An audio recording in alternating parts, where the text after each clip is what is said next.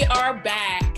Welcome to Thriving Thursday. We're back having our brotherhood conversation. Today, we're talking about guy friendship. Last Monday,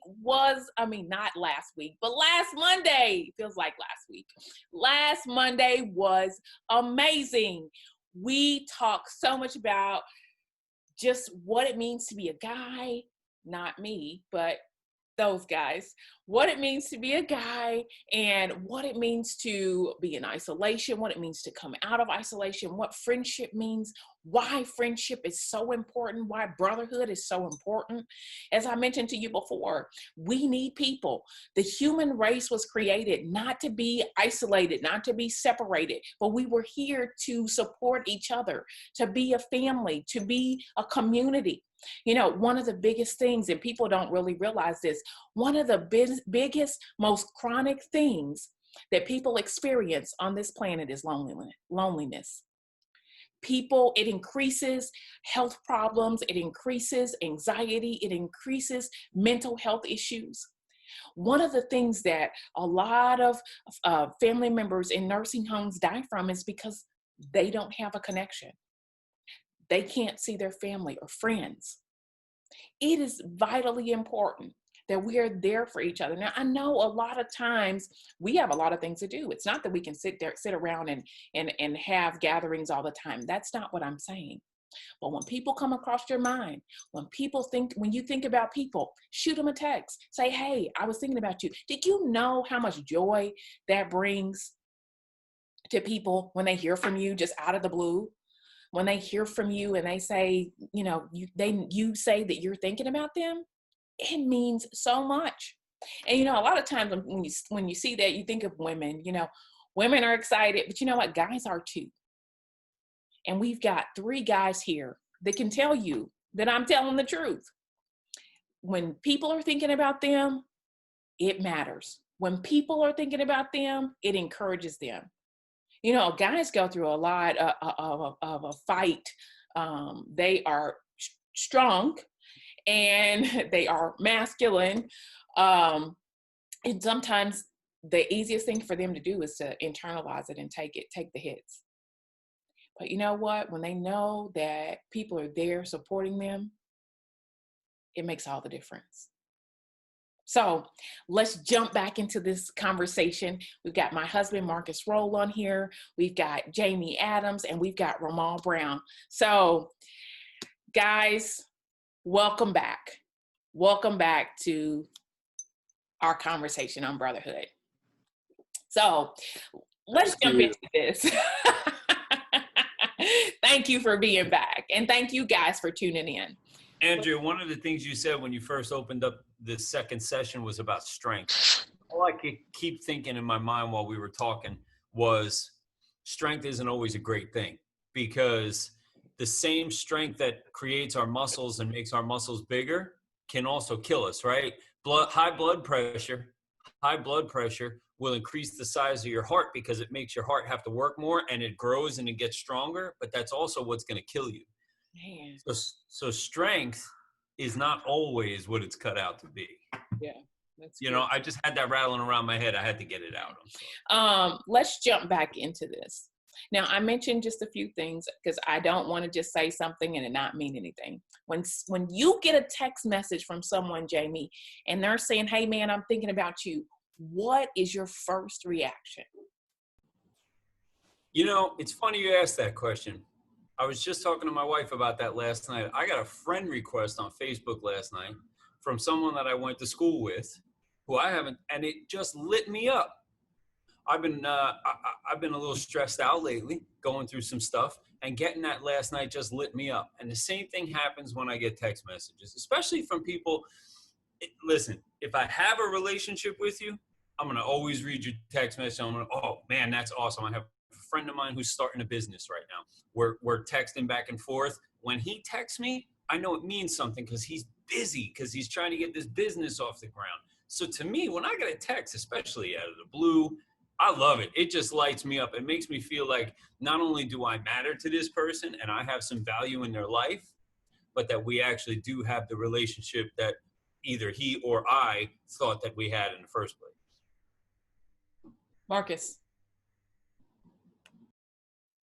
You know, when I when I get texts like that, it means a lot to me because I know people's time are valuable, especially in the middle of the day. You know, you go take a break or you take a lunch, and somebody say, "Hey, man, I'm just thinking about you. You know, got you on my mind." It means a lot. You know what I'm saying? It really, really means a lot. And a lot of times, I know for me, when I see those text messages come through, when you look at the time stamp, it's always at a moment when there was something happening. You know what I'm saying? And it's like a refresher. Those texts like taking, you know, when you've been working all day, you're tired and you're sweaty, you know what I'm saying? And you just take a nice warm shower. It relaxes you. And sometimes that's what those text messages does. It's like a refresher. It relaxes you. It encourages you. It lets you know that you're valuable. Somebody's thinking about you. It's, I don't know how to describe it. It's a major blessing. Wow. Ramal? Yeah, it definitely is a great thing, man. Us as men, I feel that we don't need much, but we do, like you said, appreciate, just being recognized in some form. And when I get like text messages just from different people, man, it's just a true appreciation comes across my heart, thankfulness. And that it really recalibrates my thinking and mindset in some cases, just to be like, man, I got friends, I got people that care about me and other things like that. So it just adds on another layer. It adds on another layer of gratitude for me. So I think that's the feeling that I get, and that's the mindset that I have whenever I get a text from a friend. Wow, that's super cool. Question. Now, you talk about you guys are super busy all the time, and somebody sends you a text message and it means so much. What about the people that have poured into your life? So say you have a mentor that has taken time out of their day to say, hey, man, you're on my mind. I know we may not necessarily be in the phase that you were in where you really needed me, but I'm thinking about you. Yeah, no problem. So having that mentor in my life is amazing, right? But we don't necessarily need to speak every day anymore. When I was a child, my mother would have to give me a bottle. My mother would have to spoon feed me the same way my mentor used to have to do to me. Now he's released me in a way, right? To go out into the world. I've supplied you with what you need. I've given you what I think you need. But to get that text from him lets me know that, it's almost like there's a really long cord attached to us and he's still in my corner. So when I do actually need something, when I do have to go through something, when there is a moment in my life where I'm really struggling or suffering, or even something that's really super exciting that I want to share, I know that he's still there for me. So that text from the mentor who I may not see every day, I think that that's just probably one of my favorite things. It really is, because I love him. He loves me. Oh, did I just use the love word? Talking about relationship with two men. Did I just use the love word? And to know he's still in my corner is really reassuring. All right, Ramal.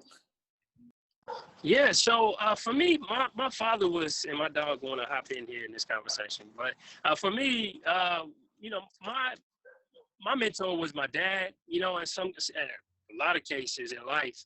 And honestly, I lived my life so that my dad can just be proud. Everything that he poured into me and everything that I do, he disciplined me enough to do that. And so whenever something great happens in my life, I can send a text to my dad, or he just randomly sends me a text and like, hey, you're doing a good job. So proud of you, man. Like, that is the most, I guess, confirmational thing that I could possibly get. Can't think of the actual word, but like, it's a confirmation for me just to continue to do what I'm doing, because I stand on the shoulders of giants, people that have done great work. And so my thing is to never embarrass them, to never, bring any bad light onto the things that, they poured into my life. All of these teachers, all of these people poured into my life. And it's like, I have to honor them. I have to honor the work and the sacrifice that they put in my life to be able to show them that, hey, I appreciate you. I can say thank you a billion times, but if my actions don't show that I have an appreciation for your time and your effort, the actions speak louder than words. And I think that the actions that I do, that I put in, speak louder than me just saying thank you a billion times and never getting up and doing anything. But me just putting in that action over and over and over again just to say thank you, I think that shows my appreciation. I think that's really phenomenal. Marcus had to step away for just a moment, but I think that's I haven't quite heard it in that way. You have a mentor, and by implementing, so Jamie, your mentor was someone else, not necessarily your dad. Ramal, your mentor was your dad, and some other people, to say, hey, look, I'm doing what you put inside me. I didn't just listen to what you said, but I'm doing the thing that you put inside me. And not only am I grateful for it, but I'm living it out. That is phenomenal. Do you feel like, and this takes me into a whole nother thing, do you feel like that's what's missing when people or men don't necessarily have a father or don't necessarily have somebody to step in? Do you think that's what's missing? Do you think that's where that hole and that vacancy comes in? Ramal, can you speak to that?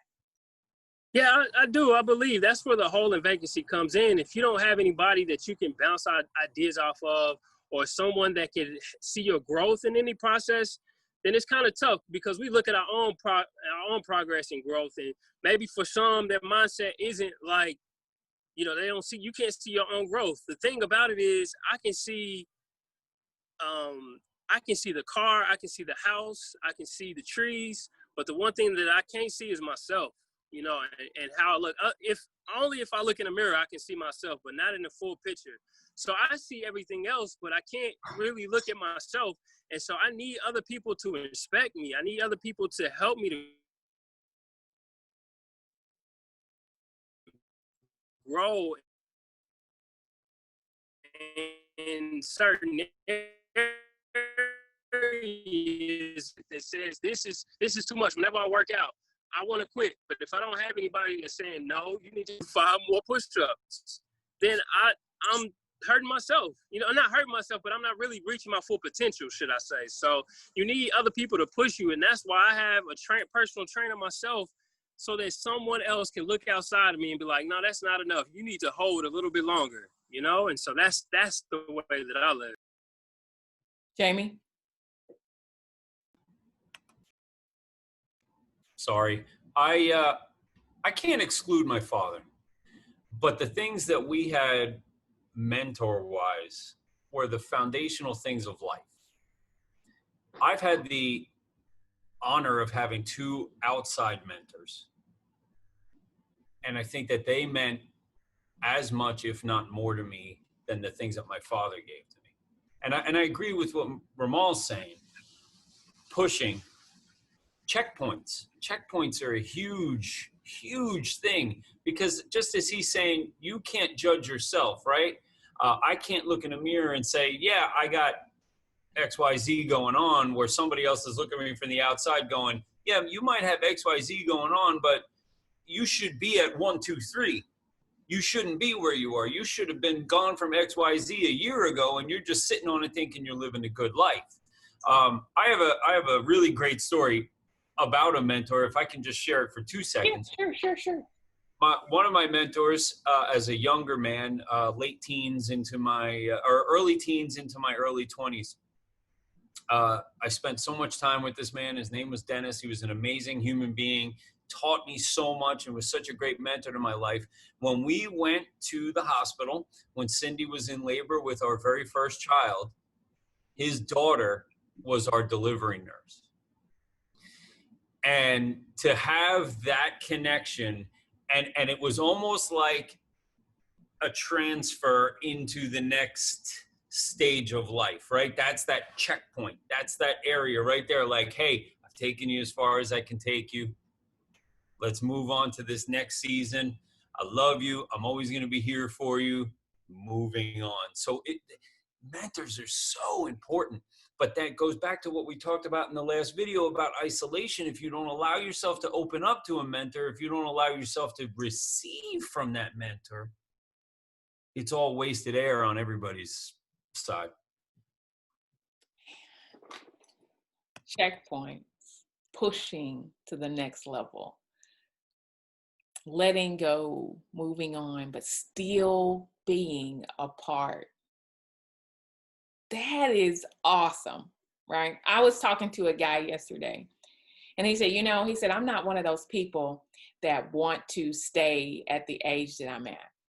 I'm not one of those people. I don't want to be one of those people. He said, I want to experience life in every phase.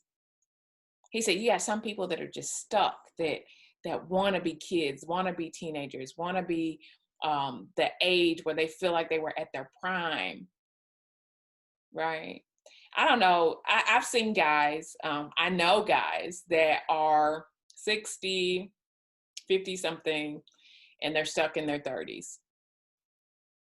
And they respond to different things in life based on being a 30-year-old man, wherein the maturity level or where their maturity level should be at a greater point.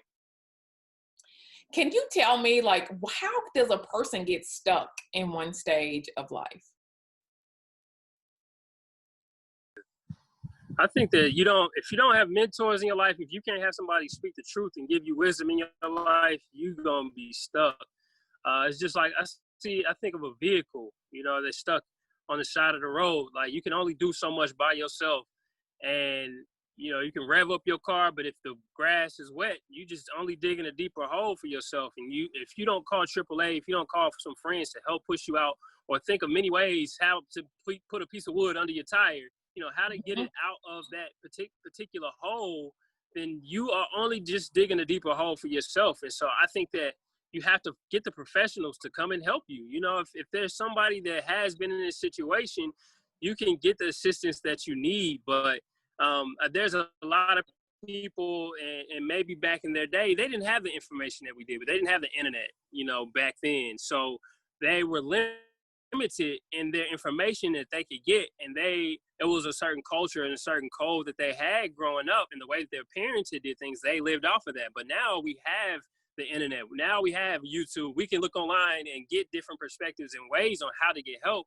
And so we've progressed throughout this time and throughout this season, and we grow rapidly, but back then, they just maybe didn't have the assistance or someone there to help them through their personal challenge, and they didn't come to realize the resources that we have now online and doing the research and finding different places. And so I think that's how a person can really get stuck, is because of the culture and not evolving with what is happening within the world today and seeking help and finding the way that works for you the best. Wow. What do you say to that, Jamie? Well, great points. I'm from New Jersey. So right away, I'm thinking about Bruce Springsteen and his song Glory Days. And I don't know if you've ever heard the song, right? But it's all about meeting a guy who we knew back in the day, and neither one of them could move past what they were on. But I've been listening I love listening to T.D. Jakes, one of my favorite teachers. And he's got a lot of gray in his beard these days. And he stood up proudly and said, I am not dyeing my beard. I am not shaving it off. I'm wearing my grays proudly because I earned these. These are my crown of glory. And that's where we make a mistake. I've got gray in my beard, and I've thought about dyeing it before. But you know what? I'm not 25 years old anymore. And I'm enjoying my best life now. I had a good life at 25. I had a good life at 30. I had a good life at 35. I'm 47 years old. Guess what? I got a great life now. I have a daughter who just turned 17.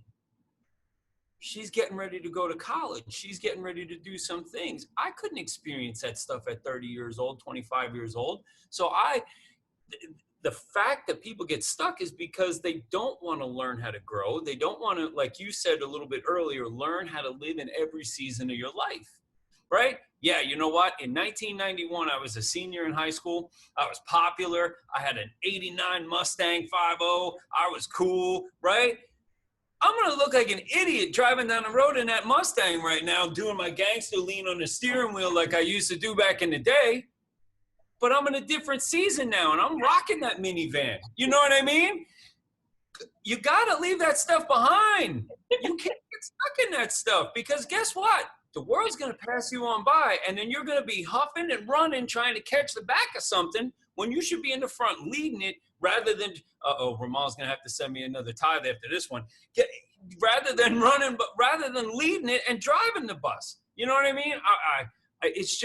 It's something so close to my heart right now, because I've just realized I'm almost 50. And you know what? I'm completely cool with it. I'm completely cool with it. That's legit. Ramal, do you want to comment on that at all? I did, and I am gonna send another tithe. It's just doubling up each week. It's just doubling up. But yes, and I think that, you know, the way to get to the future, and I just wanted to share this. Spend time with people who are older than you. Like, I spend time with senior citizens. I figure out, like, what do y'all struggle with in y'all's age in this day and time? And so I sit around and listen to a lot of the different generations. I'm preparing myself to become a pawpaw. You know what I mean? Like, even though my kids are 15 and 13 right now, like, I'm thinking about the generations ahead. So what is it like to be a grandfather? Even though I'm still in my 30s, you know, I'm looking at the future of what's to come, so that I can be more prepared, that I can have wisdom, you know, godly wisdom, and then also just the common sense type wisdom on how to deal with things within life. And so I take the time to really spend time with people who are more seasoned in life, and that can give me a perspective. And what they give me doesn't always work for me. You know, like, baby, you need to do this. And I'm just like, okay, well, that's how it worked back in the 60s, but now it's a little bit different. So I say thank you for the wisdom, but I still continue to move forward with, you know, where my day is and what I'm going through, because I understand that God has made me unique, and I have a different blood type than some people. So I have to, at the end of the day, I have to find out what works best for me. And for me, it's in my maturity that works for me, that really helps me to progress in life. So I'm trying to inherit more of what a mature mind is thinking and what they're doing on a daily basis. Yeah. You know, we haven't detoured from the conversation. I will say that I'm not really sure if Marcus will be able to get back on, but we really do appreciate his contribution to this episode.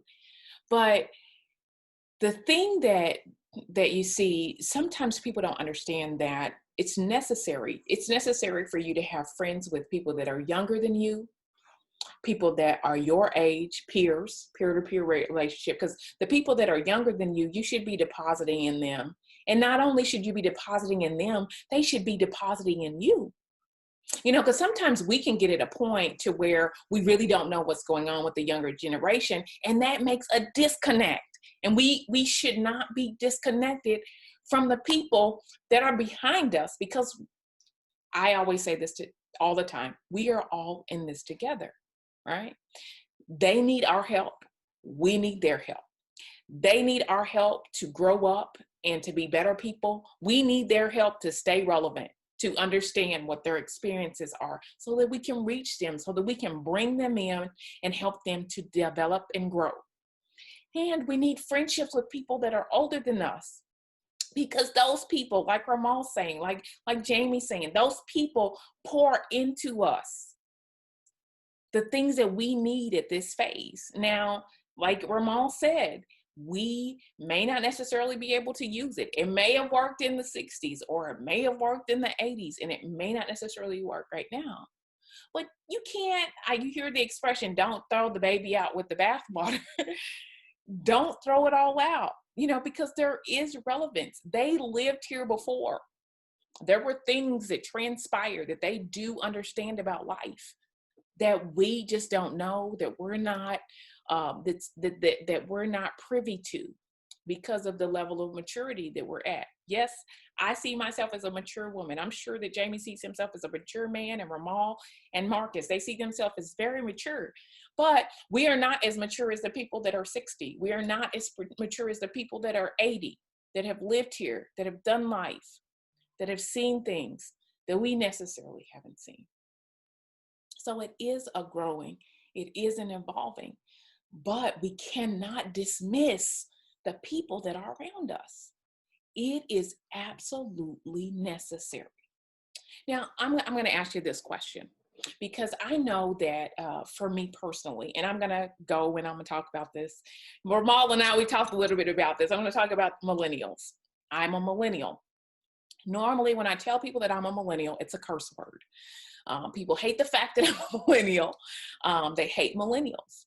Well, I did some research and I found out that millennials and baby boomers have a lot in common. Okay? Millennials and baby boomers, the jobless rate, as far as where jobs were concerned with baby boomers, the fact that they left jobs and went to other jobs and things of that nature, baby boomers, that jobless rate and switching job was higher with baby boomers than it is with millennials. Did you know that? The fact that baby boomers stayed with a company at the time for a long time. So say they were 25 years with the company and invested. But if you look at their application or their resume very closely, you notice that every 2 years they switched jobs. But it did not look like irresponsibility because you were in the same company, right? But because now there are more small businesses, less Fortune 500 companies, you have to go from one job to the next because there's not a lot of upward mobility in a small organization. Why am I saying this? Because sometimes we have a tendency to dismiss people because they are younger than us. We don't respect them because they're younger than us. So I want to ask you guys, what are you doing to respect the younger generations that are coming up behind you? That's a lot of interesting statistics. I didn't know a lot of that, and I'm glad you shared that. What am I doing? I'm the guy, it's funny, I've been saying this a lot lately. I can't believe I'm going to say this. I've been saying this a lot lately. When I was your age, people used to tell me X, and now I'm telling you, but don't do what I did and blow it off because X, I try and hold these younger guys by the hand a little bit. Mm-hmm. You said, don't throw out the baby with the bathwater. One of my favorites is all boats rise with the tide. Yeah. Right?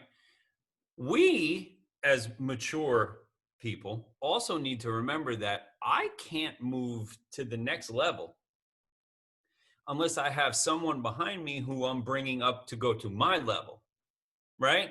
I'm limiting myself. I'm anchoring and tethering myself somewhere almost permanently if I'm not equipping, training, whatever it may be in your industry, in life, for somebody to move up and take the position that I'm taking. So I try and hold these guys by the hand a little bit. I try and give these guys as much mentoring, as much advice. And you know what? I can be annoying sometimes, but at the end of the day, I can now look back at a guy that trained me 25 years ago and go, man, that dude, I used to complain about him all the time, always being in my back pocket. But I wouldn't be who I am today without that guy having been in my back pocket 25 years ago. So I'm trying to be that guy. I'm trying to, again, it's cliche, right? But I'm trying to pay it forward. I'm trying to be that guy who's going to go, you know what? Here you go, little John. I love you. Come on up. I'm going to help you up. Let me give you some skills. Let me give you some abilities. Let me give you abilities to deal. Let me give you some strength. I'm going to lift you up. I'm going to go up. And then, like Ramal was talking about, the 65-year-old guy who's ahead of me, who's looking to retire, but he can't retire until I get into his position, but I can't get into his position until John gets it. It behooves us all to be able to keep that investment going in the younger generations. Ramal? So for me, it's listening to these youth. really taking the time out to see, you know, what situation they're dealing with, and to be a voice. And so, like, I've learned, this is what someone told me, is to be the person that you needed while you were young, when you were younger. Yeah. And so that helps me to mold and walk in a way to see where the people that did the right things when I was a youth, or the people that did the wrong things as I was a youth, and to try to, you know, communicate with the youth that I have and not be so overbearing and like, well, y'all don't do this. Just not just out there and just say, don't do this, but like, give them a pathway. How do they learn best? Are they visual? Are they audible, you know, or kinesthetic? Like, how do you learn? If I'm trying to teach you what not to do, instead of just pointing my finger at you and just saying, oh, don't do this, and then just walk away, like, let me walk through this with you and show you a way that is more conducive to your growth and to your own maturity itself. And so, one, I listen to learn how you learn best. And so from there, we walk a pathway. So with my children, we talked about sex.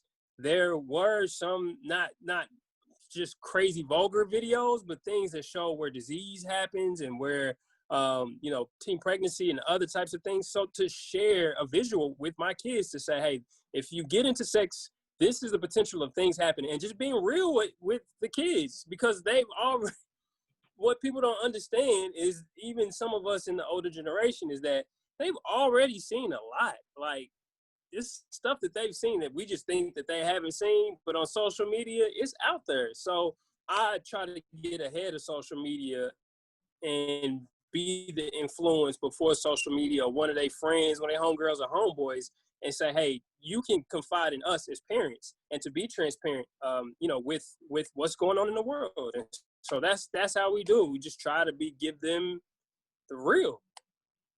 I think that's legit. You know, I know I saw a lot without social media. I lived a life very differently than my parents thought. They thought that I was really innocent, but I was not. And, I tell people all the time, I know my kids see stuff. I mean, I know how young I was when I first saw things, and I'm like, I'm realistic. I don't put anything past kids, but I don't put anything past them in their knowledge level either, because I learned so much stuff from my kids. I learned so much stuff from that next generation. They tell me stuff all the time, and it changes my thinking, because I want to be able to not only be there to impart, but I want to be there to reach them, to be there to say, like Jamie was saying, hold their hand to some degree if they don't understand it. I don't want to be there to point the finger at them like somebody pointed the finger at me, and I don't think we're off as far as this is concerned, because guys are vital and extremely instrumental in this. Because I will tell you this, as a young person, I had some older gentlemen at my church impart into me, and I learned a lot from them by them imparting into me as a young woman. I could ask them questions. I could tell them things. I think it's necessarily vital for men to impart into the next generation. You hear the constant theme. Moms are always, they're doing things, they're saying things or whatever. But men's presence, male presence, is absolutely necessary. Absolutely necessary for the growth of both young men and young women. And you see that all over. People have issues because maybe not their parents weren't there. We talked about that in the last session. They may have daddy issues. But if you can find a way to be a part of those kids' lives as a man, as somebody that's willing to take them by the hand and go forward, I'm telling you, those kids will improve. I'm telling you, if you can be there consistently, even though they're in a different phase, and they may not necessarily need you like they did before, if you can transition with them, you'll see great growth. These gentlemen had men that were willing to do that. on their behalf. They were willing to walk with them. They were willing to talk with them. They were willing to transition and let them go in the season where they needed to let go, to let them grow up, to make their own choices, to make their own decisions. Now, as we talked last time, I had provided information for Jamie. I'm going to provide information for Ramal and Marcus here on the screen. You'll see it trailing across the screen. If you're in a situation where you need to reach out, where you're ready to say, hey, look, I know this is a little scary. I don't have very many guy friends. I don't know how to do it. These 3 guys are willing to have that conversation with you, to talk to you, no matter where you are, have that conversation with you, to talk to you, and to be a friend to you. So I will say again, we're out of time. This is Thriving Thursday. This is Thriving Thursday. And I always say this to you. When you're in life and you're having a situation and you feel like you can't take it anymore and you're just hanging on, remember, you were created to thrive. You were created to be better than you are. You were created to influence people and to affect change in your generation. Until next time, we'll see you then. Bye.